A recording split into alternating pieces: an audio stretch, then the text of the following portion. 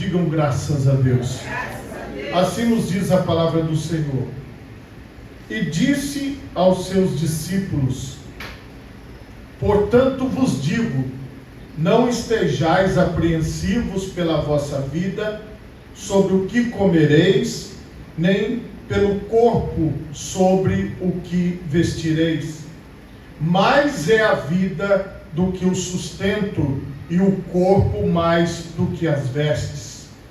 Considerai os corvos, que nem semeiam, nem cegam, nem têm despensa em celeiro, e Deus os alimenta. Quanto mais valeis vós do que as aves?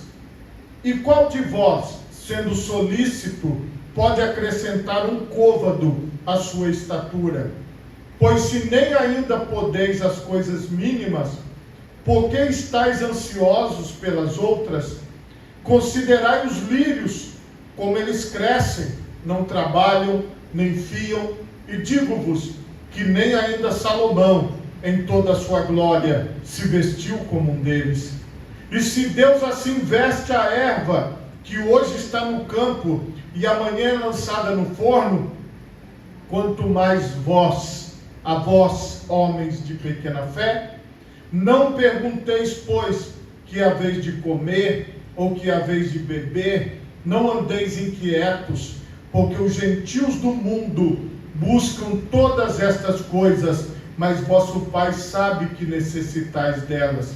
Buscai antes o reino de Deus, e todas essas coisas vos serão acrescentadas. Não temas, ó pequeno rebanho, porque a vosso Pai agradou dar-vos o reino. Vendei o que tendes e dai esmolas, e fazei para vós bolsas que não se envelheçam, tesouro nos céus que nunca acabe, aonde não chega ladrão e a traça não rói, porque onde estiver o vosso tesouro, ali estará também o vosso coração. Amém? Por favor, levante a sua mão direita o mais alto que você puder. Feche os seus olhos e oremos a Deus. Pai Todo-Poderoso, neste momento, Senhor, eu te louvo e eu te bendigo, ó Pai, por tua santa palavra que acabou de ser lida aqui neste lugar. Ó Deus, que esta palavra viva e eficaz produza o resultado, ó Pai, para o qual ela está sendo pregada.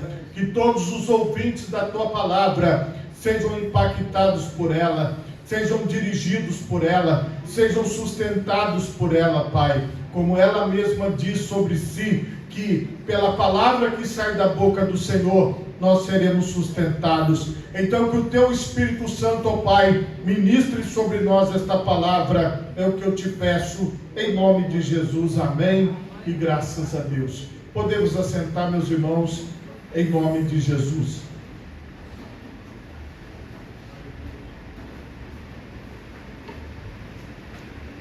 Meus irmãos, o tema da mensagem nesta noite é buscando o certo. Irmãos, como introdução a esta palavra, eu quero também ler aqui para você algo que Jesus falou em Mateus 13, 44 em diante. Também o reino dos céus é semelhante a um tesouro escondido num campo, que um homem achou e escondeu. E pelo gozo dele vai, vende tudo quanto tem e compra aquele campo. Outro sim, o reino dos céus é semelhante a um homem negociante que busca boas pérolas. E encontrando uma pérola de grande valor, foi, vendeu tudo quanto tinha e comprou-a. Nós temos dois exemplos práticos para você entender o que o Senhor Jesus nos instrui aqui através dessas palavras. A primeira coisa que eu quero destacar para vocês é a semelhança, porque Jesus diz, é parecido, se parece com essas atitudes, essas duas que vocês estão vendo nessa leitura. A primeira é um homem que achou um tesouro escondido no campo. Ele pegou aquele tesouro e guardou, e aí ele foi lá e vendeu tudo que ele tinha e comprou aquele campo, aquele pedaço de terra, porque ali dentro estava guardado o seu tesouro. E nós temos que prestar bastante atenção nisso. O que é o tesouro? O tesouro é aquilo que eu dou valor, é aquilo que eu tenho como precioso para a minha vida, aquilo que eu dou atenção, aquilo que eu quero ter comigo. E vocês vejam que, no primeiro exemplo, este homem vendeu tudo que ele tinha. Ele abriu mão de tudo que ele tinha para ter aquilo que ele encontrou. Então veja que nós temos aqui um parâmetro. O reino de Deus, ele é único. O reino de Deus, ele é para nós, mas nós temos que buscá-lo, e ao encontrá-lo, nós precisamos deixar tudo e ficar só com o reino de Deus. Nós temos que deixar tudo e ficar só com aquilo que Deus nos mostra. O segundo exemplo, também bastante claro, é de um negociante de pérolas, e vocês vejam que Jesus fala, ele buscava boas pérolas. Esse era o trabalho dele, era o negócio dele, era como ele sobrevivia. E ele encontrou uma pérola muito preciosa, só que era uma pérola rara e uma pérola cara. E ele vai e faz a mesma coisa, vende tudo que ele tem e compra aquela pérola, e fica com a pérola preciosa, porque para ele, que era um negociante de pérolas, aquela pérola valia mais do que tudo que ele tinha. A questão aqui é, a sua espiritualidade e a sua vida com Deus vale mais do que tudo que você tem? Ou aquilo que você tem vale mais do que a sua espiritualidade? Vale mais do que você estar na presença de Deus? Esta é a questão. Porque existem pessoas, irmãos, que elas estão apegadas a coisas triviais e banais e passageiras, porque elas não conseguem deixar aquilo que é visível e material e perecível por aquilo que é intangível, imaterial e eterno. A pessoa, ela não consegue escolher a Deus, ela não consegue escolher a pérola, ela não consegue escolher este tesouro. Por quê? Ela não vê valor nas coisas espirituais, ela não vê valor nas coisas de Deus. Porque se os seres humanos dessem valor às coisas de Deus, as pessoas estariam muito melhores nas suas vidas, porque como vocês observaram, o Senhor acrescenta para aqueles que buscam o reino em primeiro lugar. Para aqueles que não buscam o reino em primeiro lugar, eles estão por conta própria. E aqui eu quero que você analise, se você está por conta própria, ou se você está pela conta de Deus, ou se Deus é aquele que é o seu Pai, o seu provedor, o seu mantenedor, o seu sustentador. Se você confia em Deus, a ponto de você dizer assim: Senhor, eu tendo a Ti, eu já tenho tudo que eu preciso, eu não preciso de mais nada, eu tenho o Senhor.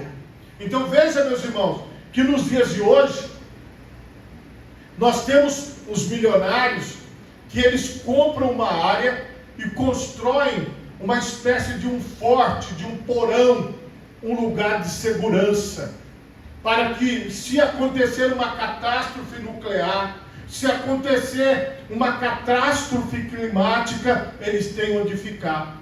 E ali naquele lugar, naquele esconderijo, eles vão lá, eles colocam alimentação, colocam baterias para os eletrônicos funcionarem, eles têm um lugar de refúgio, de esconderijo, para sobreviver a um possível ataque nuclear, ou um possível fim do mundo. Existem pessoas hoje que elas estão se preparando para o apocalipse, para tentar sobreviver ao apocalipse. Então qual é o tesouro que essas pessoas têm? É aquele forte, é aquele porão, é aquela terra onde eles se acham seguros lá. Eles acham que ali é tudo para eles.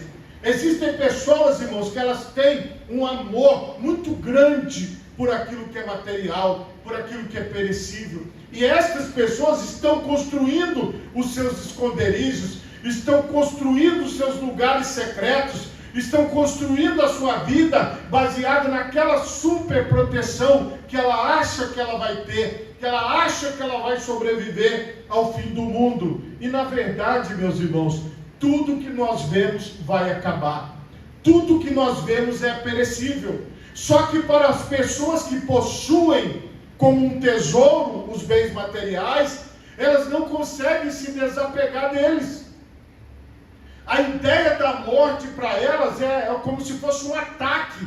Existem pessoas que você não pode nem falar essa palavra morte, porque elas acham que está chamando a morte para elas. São pessoas que têm tanto medo de morrer, que nem na morte elas podem falar. Vocês vejam, meus irmãos, que existem pessoas que elas estão tão apegadas, mas tão apegadas, que elas brigam por causa de terreno, elas brigam por causa de carros, elas brigam por causa de bens materiais, de roupas, de sapatos, de tantas coisas que são perecíveis. Mas preste atenção no que o Senhor está falando. Quem vê o reino de Deus como um tesouro, a pessoa, ela não está apegada aos bens materiais.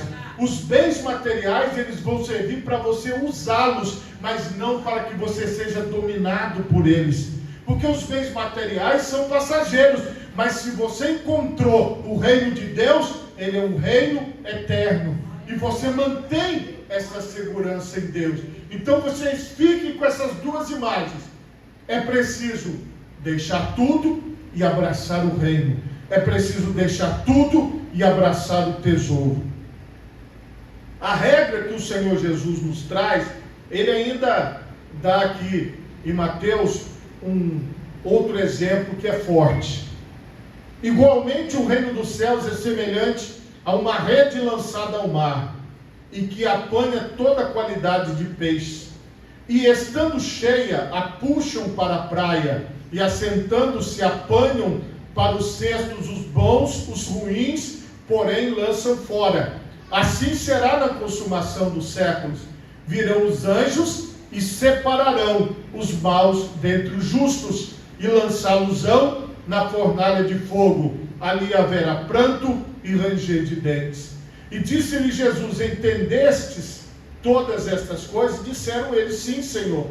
E ele disse-lhes: por isso, todo escriba instruído acerca do reino dos céus é semelhante a um pai de família, que tira do seu tesouro coisas novas e velhas. E aconteceu que Jesus, concluindo essas parábolas, retirou-se dali, e chegando à sua pátria, ensinava-os na sinagoga deles, de sorte que se maravilhavam e dizia: de onde veio a este a sabedoria e estas maravilhas? Não é este o filho do carpinteiro? E não se chama sua mãe Maria, e os seus irmãos Tiago e José, e Simão e Judas? E não estão entre nós todas as suas irmãs? De onde lhe veio, pois, tudo isso? Existem pessoas que, como elas não enxergam o reino de Deus, elas vão ser separadas como as pessoas más, porque elas não entendem o reino de Deus, elas não abrem a mente, elas não querem receber o reino de Deus, porque elas não acreditam naquilo que é imaterial, elas só acreditam nos 5 sentidos delas, elas só acreditam naquilo que elas podem tocar, naquilo que elas podem ver, naquilo que elas podem sentir o cheiro, naquilo que elas podem sentir o gosto.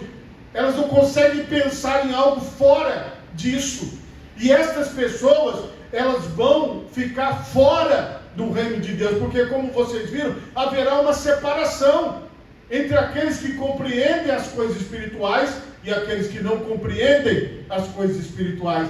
E você vai observar que esta separação não vai ser fácil, vai ser uma separação dolorida entre aqueles que não compreenderam o reino de Deus, entre aqueles que não receberam a mensagem, que não levaram a mensagem adiante. E aqui é preciso que todos estejam atentos. Jesus perguntou: vocês entenderam essas coisas? Se pergunte a si mesmo se você está entendendo o plano de Deus para a sua vida, se você está entendendo o propósito de Deus para a sua vida, se você está na visão do caminho certo, se você está na visão do caminho correto. Você precisa fazer esse exame direto, você precisa se avaliar, se analisar, se você está entendendo. Jesus perguntava: vocês estão entendendo essas coisas? E eles responderam: sim, Senhor, nós estamos entendendo. Então, preste atenção, uns olhavam para ele e diziam: olha, mas esse não é o filho do carpinteiro? Não é possível, não é possível, não tem como. Onde é que ele estudou? Onde é que ele aprendeu? De onde ele veio esta sabedoria? Porque, irmãos, quem não compreende, não aceita as coisas espirituais, ele não vai entender a nossa linguagem, ele não vai entender a nossa pregação. Às vezes você está num grupo de pessoas, a metade entende o que você está falando e a outra metade não entende. Às vezes você está explicando algo e parte entende e parte não entende. Isso é do ser humano e nós precisamos estar atentos a isso. E como é que eu vou estar atento? É se eu estou entendendo. Como é que você vai estar atento? É se você está entendendo. Essa é a parte prática. No final, vai ter a separação. Então, antes de chegar no final, eu tenho que, neste tempo, compreender estas verdades. No texto principal da nossa leitura, eu quero chamar a atenção de vocês para aquilo que o Senhor trabalhou com aqueles homens, com aquelas mulheres, com as pessoas que ouviram as parábolas e os ensinamentos. Olha o que Jesus disse: não estejais apreensivos pela vossa vida. Você não precisa ter um esconderijo secreto, um lugar antibomba, antimíssil, não precisa. Porque se um míssil te acertar, você já está na eternidade com Deus. Então você não precisa viver com medo de vir descer, cair um míssil. Aqui no Brasil, parece que nós estamos falando de algo que realmente nunca aconteceu no Brasil. Porém, existem povos hoje que estão em guerra, que as pessoas não sabem se elas vão sair à rua e vai explodir um míssil nelas. Se elas vão sair à rua, se vai explodir um carro-bomba. Aqui no Brasil, o nosso problema é relacionado a tiros, a violência. Nós não sabemos se nós vamos sair à rua e vamos ser acertados por um tiro.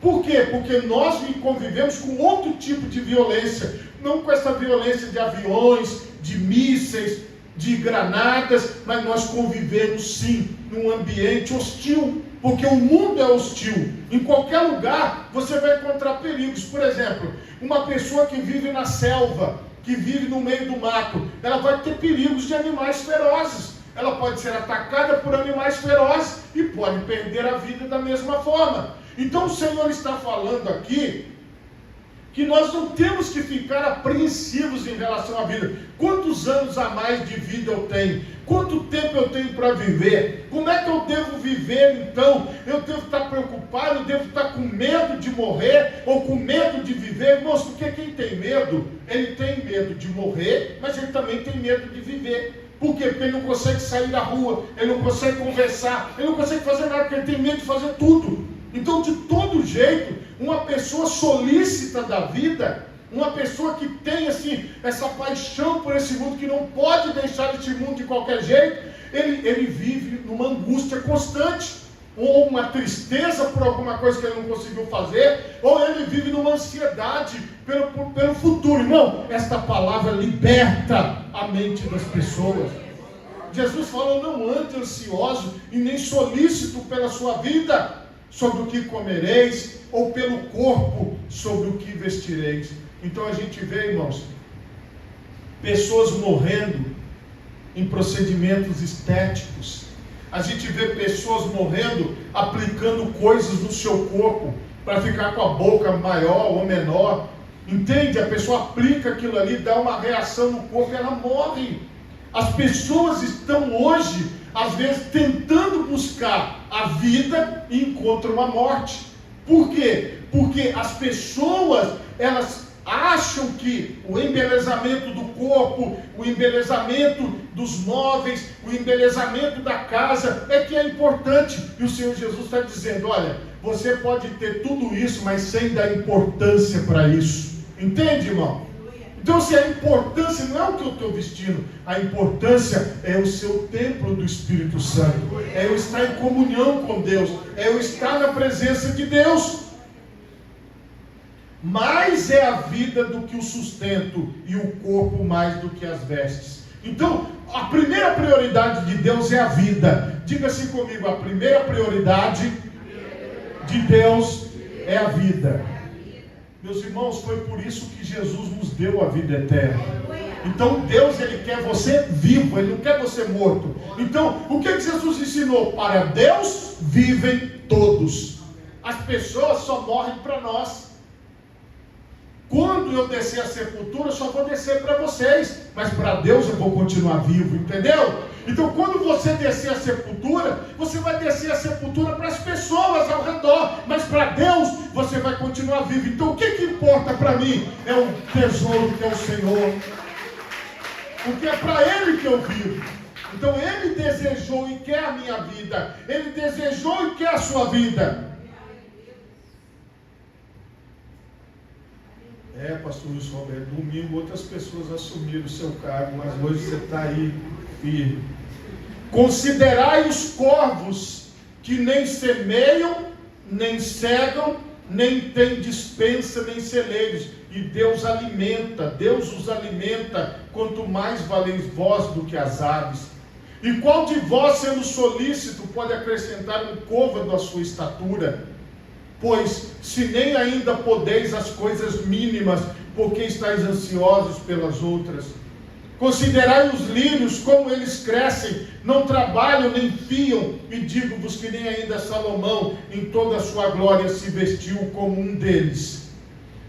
E se Deus assim veste a erva do campo, que hoje está no campo, e amanhã é lançada no forno, quanto mais a vós, homens de pequena fé? Não pergunteis, pois, que haveis de comer, ou que haveis de beber, não andeis inquietos. E olha a comparação que Jesus faz, porque os gentios do mundo buscam essas coisas, mas vosso Pai sabe que necessitais delas.